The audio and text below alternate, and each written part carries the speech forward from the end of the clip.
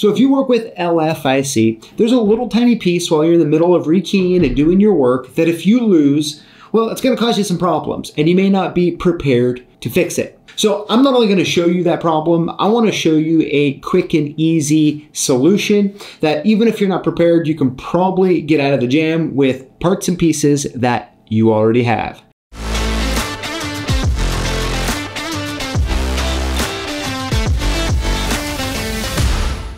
All right, so here's a basic LFIC cylinder. I'm gonna go ahead and pop the core out here really quick.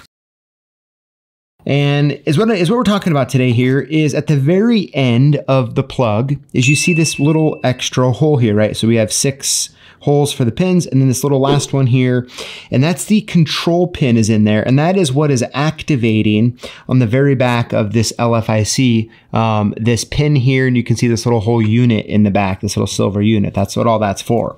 The problem is that when you are doing your rekeying and doing stuff, it's really easy. You're messing with pins, you're dumping pins out, all that sort of thing. It's really easy to have that little control pin pop out and not be found, right?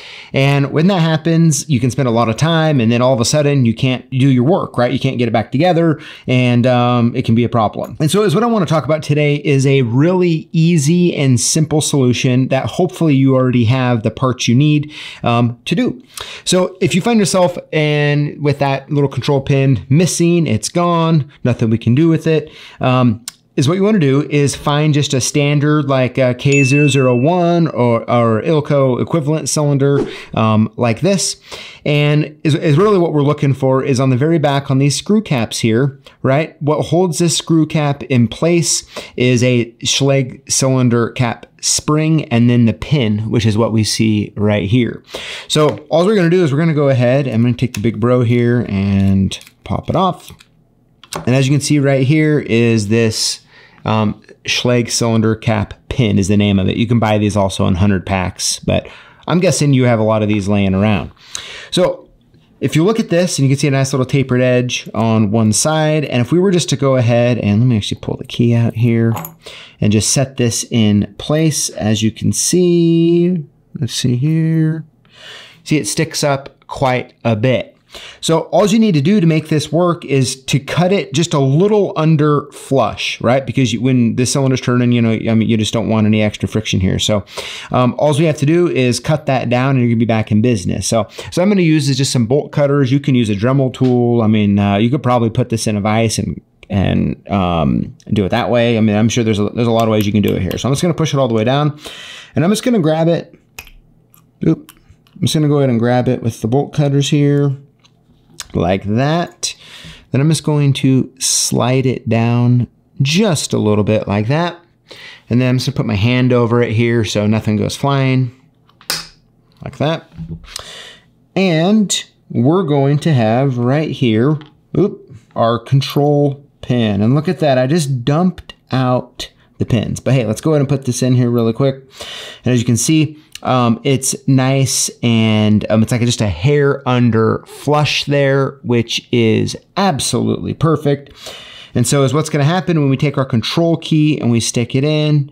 You can see it's going to pop up in the back, and when it pops up, it's going to activate it. And I'll show you what that looks like in 1 second when I put this cylinder back together, these pins back together here.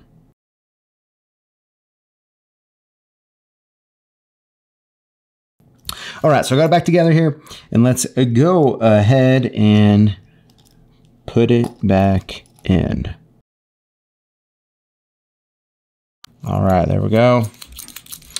We're good there. So now what happens is when we take our control key and we stick it in and we turn it, it's gonna pull in that control pin and you'll be able to get the cylinder in and out there. All right, so that's it. That's how you can get out of a pinch if you lose this little control pin on the LFIC.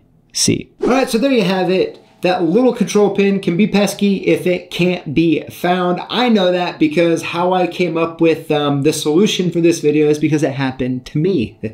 So anyways, I'd love to know what your thoughts are. If you have any other suggestions or any other ideas to add, please put them in the comments below. Thank you for watching, and we'll see you next time.